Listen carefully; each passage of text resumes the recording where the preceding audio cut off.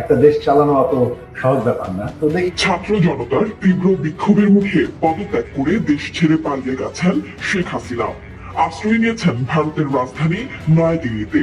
তবে পুরো ঘটনার জন্য নিজেদের দায় দেখছেন না শেখ হাসিনার ছেলে সজীব ওয়াজেদ জয়, উল্টো দুষছেন বাংলাদেশের জনগণকে। ঘোষণা দেবেন তিনি পদত্যাগ করছেন। জয়ের ভাষ্য, দেশের মানুষের জন্য এত কাজ করেও শেখ পরিবারের সঙ্গে বাংলাদেশের মানুষের এমন আচরণ নিয়ে কিছুই বলার নেই তার। তারা ওই গণভবনের মঙ্গলবার দিবাগত রাতে আন্তর্জাতিক গণমাধ্যম ডয়েচে ভেলেকে বিশেষ সাক্ষাৎকার দিয়েছেন জয়। সেখানে তিনি জানান, পুরো ঘটনায় তার মা খুব দুঃখ পেয়েছেন। বঙ্গবন্ধু মিউজিয়াম পর্যন্ত জ্বালিয়ে দেওয়া হয়েছে। জয় বলেন, শেখ হাসিনা দেশের জন্য এত পরিশ্রম করেছেন, এত উন্নয়ন করেছেন, সেই দেশের মানুষ তাকে এভাবে অপমান করে বের করে দেবে, তার উপর আক্রমণ করতে যাবে, এটা আমরা কল্পনা করতে পারিনি।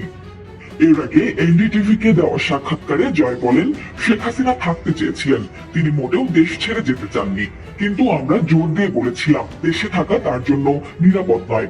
আমরা তার শারীরিক নিরাপত্তার জন্য উদ্বিগ্ন ছিলাম, তাই আমরা তাকে দেশ ছেড়ে চলে যেতে রাজি করি। তিনি কিন্তু দেশ ছাড়তে চান।